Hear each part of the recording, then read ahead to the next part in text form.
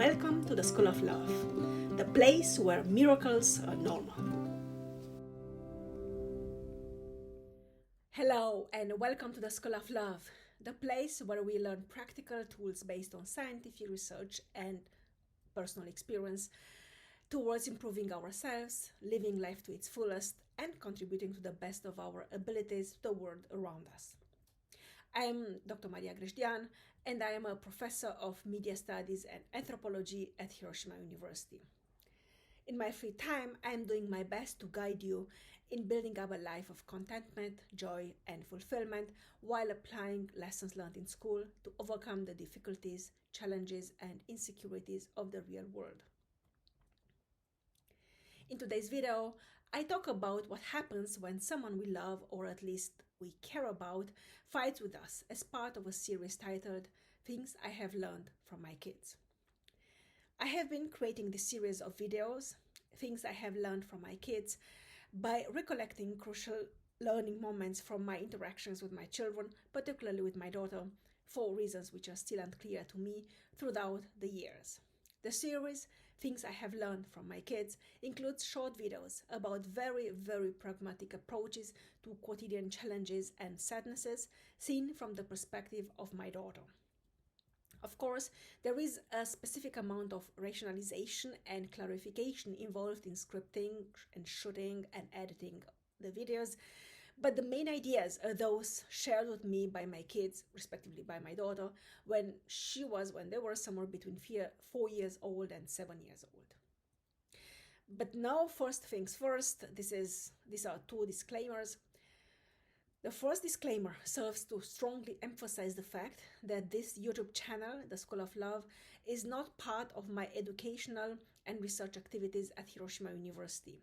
It is nonetheless part of my privilege, joy, and sense of duty to propagate and implement knowledge, information, as well as motivation and inspiration outside the limited framework of academic endeavors. Together, we can build up a better tomorrow for as many of us as possible. The second disclaimer relates to the fact that I am a trained musician and musicologist, not a psychologist, therapist, or counselor. The ideas I am sharing in my videos reflect my deep-going preoccupation with life, my own life and other people's life, and express the results of my experiences, research, and, for better or for worse, my failures, as well as my recovery from those failures, a recovery which is continuously ongoing. The ideas expressed in these videos on the channel, on a YouTube channel named The School of Love, cannot and may not and must not replace the consultation with specialists in whichever areas of your life you might have questions or you might struggle with. If you are new to the channel, at this moment I would like to ask you to please consider subscribing, sharing, liking, commenting. Thank you very, very much. This helps us not only with that mysterious algorithm which seems to dominate the YouTube galaxy, but also with contributing to the expansion of the community of humans doing their best to impact positively the world and those around them by discovering their authentic selves and living life wholeheartedly. Thanks again. And now let's get back to the real topic of this topic, which is, as I said, what happens when someone we care about, someone we love, fights with us. I have another video about what happens when we fight with someone we love or someone we care about. This is the other side of it. What happens and how can we deal with the fact that someone we love, we care about, fights with us? And I remember back then, my daughter had sometimes problem because she was growing increasingly independent, and I wasn't so experienced as I am now, and I was far less experienced than than with my son. And really, it was a kind of a battle of wills, so to say. So my authority as the mother and her budding will as 5, 6, 7 years old girl, and she was trying to impose her own will upon mine. We didn't fight on important matters, but for instance, I wanted her to dress more girlish, and so that she develops this sense of femininity. Well, that's how I see the world, right? And but and she wanted to wear more trousers and to have her hair cut short. It was a phase, because afterwards she changed completely in the other direction, to the other extreme. But at that moment wouldn't know the future, so I was trying to convince her to, to dress like a girl and to behave like a girl, and she would say, no, well, I decide what I wear. So what do we do with this? And she told me, I said, so how do we solve this problem? And she said, I love you anyway. Um, and I love you so much, and so that I believe you love me at least as much as I love you, and you understand that I wear what I want to wear. You don't tell me what to wear. Although she was so small, I don't know, 6 or 7 years old, or maybe 5, and she was very resolute in dressing the way she wanted to dress. And this is the first point, that to remember that actually we love the person and we care about the person who's fighting with us. So we're not trying to necessarily to convince them or to impose our point of view, but actually to express it in the first step. And the second point was, like, I'm kind of bubbly personality and I talk a lot. And as you can see on this YouTube channel, I have this tendency to express myself very openly. I wonder if sometimes this is not too openly. And this is a very good, it serves as a kind of way of venting, all sorts of energies.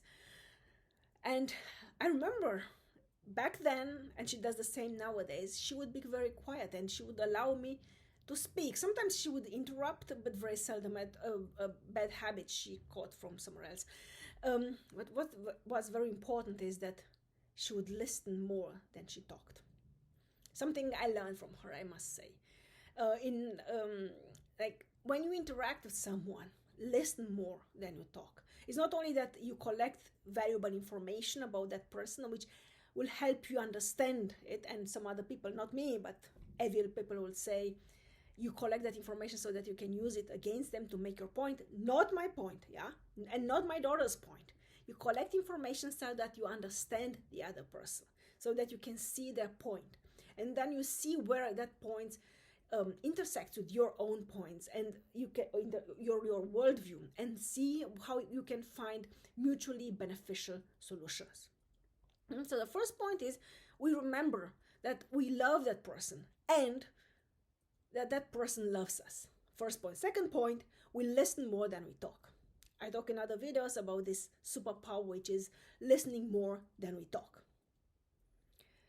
And because by listening empathetically, compassionately, non-judgmentally, we encourage the other persons to do the same, and they will radiate this sense of inner confidence and inner freedom, and listening without judgment further on, and encourage the others as well. Third point, very important. If the person we care about or we love and who's fighting with us in that very moment, if they say something hurtful, we make a point at that very moment. We interrupt at the very moment to say, this hurts and it is not okay to say that. This is not to say they may not say it. It is to say that it hurts us and we are not allowing this kind of hurtful things, which most of the time are not even related to the matter at hand on which we're fighting.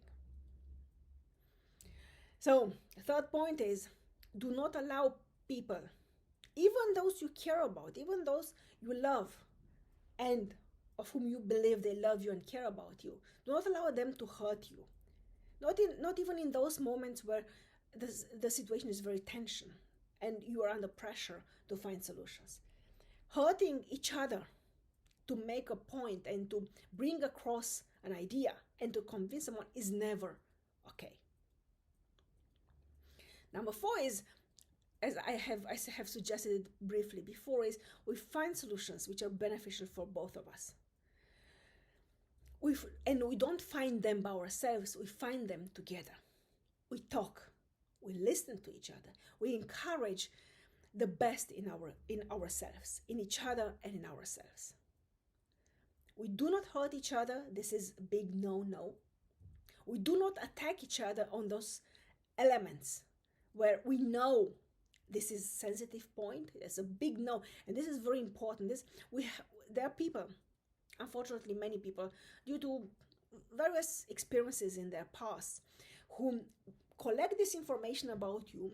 They know enough about you to know what hurts you, and then they will use that information against you to win against you. This is never okay. And if that happens in a close relationship, like in your family, in your intimate relationship, my idea is, been there, done that, reevaluate that interaction. If it's a family member, draw very clear boundaries. If they're not respected, then limit the time spent with that person.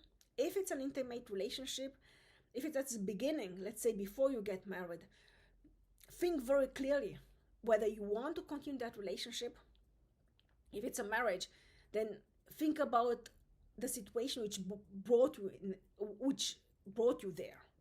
Think about reasons why you are there and why you are staying, because this is usually not, it doesn't appear so late on in an interaction. So, but hurting people and using their very weak points, which we know, against them, so that we make a point and so that we win against them, this is never okay. And this is one of the most detrimental and most hurtful and most damaging things we can do. Yeah. So number 5 is when we find solutions together, not by ourselves, and then we communicate it to them. No, we find solutions together. And then at the very end, we hug each other very strongly and for a long while, as a sign of making up, as burying the hatchet of war, smoking the pipe of peace, and being together again, being there for each other again. Again, conflicts are normal. We are not clones of each other, and avoiding conflicts is not a solution either. So we'll find each other, we'll find all of us repeatedly in situations in which we fight with people we love, or people we love fight with us. What is important is to assure each other mutually that we love each other, we care about each other, we are there for each other. And now we have a conflict or conflictual situation. But this doesn't mean that our feelings and our respect has changed or has disappeared. And as a sign of this, we hug each other long and strongly, and with the deepest form of commitment. So thank you very much for joining me today. I hope I delivered some insights into the mechanics of conflicts with those we love and those who love us. And as always, thank you for joining me, and I'm looking forward to welcoming you very soon again. Love and peace to you all.